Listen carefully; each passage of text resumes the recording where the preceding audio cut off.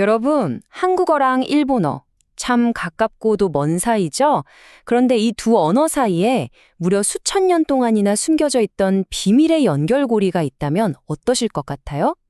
오늘 이야기는요, 바로 그 거대한 비밀을 푸는 아주 작은 열쇠, 소리 하나에서부터 시작해 볼 겁니다.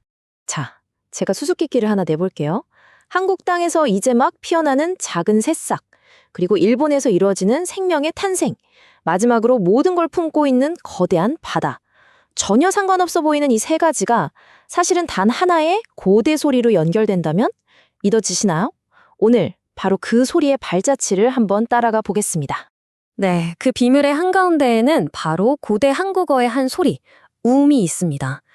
이 정말 단순해 보이는 음절 안에 사실은 생명의 시작과 또 광활한 공간의 역사가 모두 담겨 있거든요. 이 이란 소리가 정말 신기한 게 두 가지 뜻을 동시에 가지고 있어요. 하나는 뭐냐면 땅을 탁 뚫고 나오려고 하는 싹 있죠? 그 안에 담긴 잠재된 생명력을 뜻하고요. 또 다른 하나는 우리 조상들이 살았던 움집을 떠올리시면 돼요. 외부로부터 생명을 안전하게 품어주는 그런 보호 공간 말이에요. 그러니까 보세요. 생명의 가능성과 그 생명을 지키는 공간. 이 두 가지 핵심 의미가 이라는 이 소리 하나에 다 들어있는 거죠. 자, 우리 다 같이 한번 하고 발음해 볼까요? 하다가 마지막에 입술이 음으로 자연스럽게 딱 닫히죠. 이게 마치 입안에 뭔가 소중한 걸 머금고 이게 밖으로 새어나가지 않게 꽉 붙잡는 것 같은 그런 느낌을 주지 않나요? 고대 사람들은 바로 이 입술을 닫는 행위에서 씨앗이 그 안에 생명을 품고 있는 모습을 직관적으로 떠올렸던 거예요. 실제로 우리말 곳곳에 이 음의 흔적이 그대로 남아 있습니다. 껍질을 깨고 나오는 움트다. 생명을 보호했던 움집. 무언가를 담을 수 있는 움푹한 공간.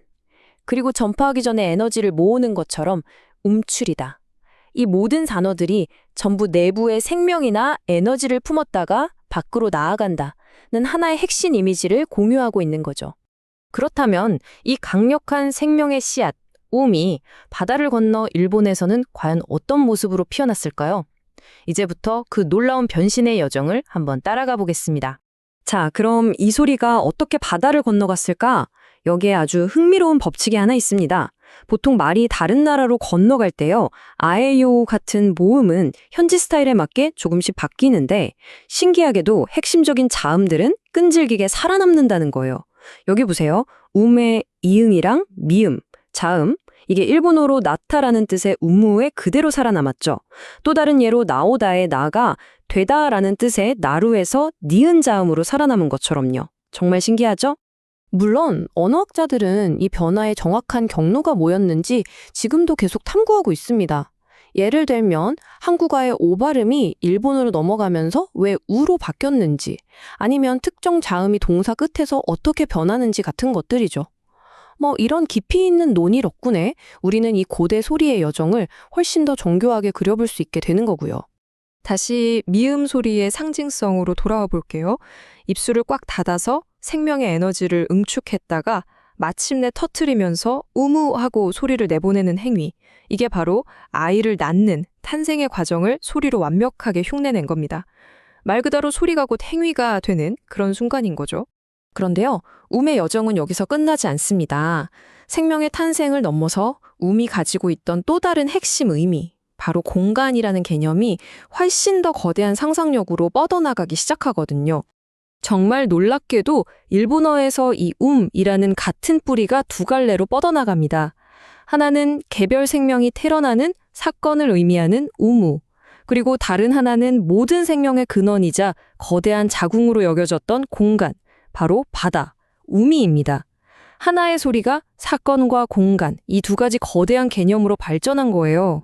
바로 이 지점입니다. 이게 정말 중요한데요.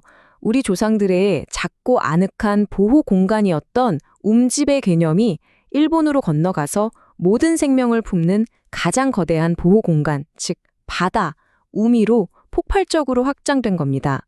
작은 움집에서 광활한 바다까지 그 상상력의 중심에 바로 음이 있었던 거죠. 음의 유전자는 지금도 일본어 곳곳에서 생생하게 살아 숨쉬고 있습니다. 나타, 우무, 태어나다, 우마레루. 심지어 추운 겨울을 이겨내고 가장 먼저 움트는 꽃인 매화, 우매에 이르기까지 이 모든 단어들이 결국 우미라는 단 하나의 조상으로부터 나왔다는 사실이 정말 경이롭지 않나요? 자, 그럼 이제 씨앗에서 시작해서 드넓은 바다에 이른 이 작은 소리의 위대한 생애 주기를 다시 한번 정리해 보겠습니다. 모든 건 한국어 우미라는 아주 작은 씨앗에서 시작됐습니다. 이 씨앗이 품고 있던 생명의 개념은 일본 땅에서 우무라는 새싹으로 돋아났고요. 그리고 공간이라는 또 다른 개념은 모든 생명을 품는 우미, 즉 바다라는 거대한 세계로 자라났습니다. 씨앗에서 새싹으로 그리고 마침내 바다로 이어진 하나의 완전한 생명 여정이었던 셈이죠. 생각해보세요. 만약 단 하나의 소리가 탄생과 바다라는 거대한 역사를 품을 수 있다면? 우리가 매일 무심코 사용하는 다른 단어들 속에는 또 어떤 놀라운 비밀들이 잠들어 있을까요? 어쩌면 언어야말로 우리가 아직 펼쳐보지 못한 가장 거대한 역사책일지도 모릅니다.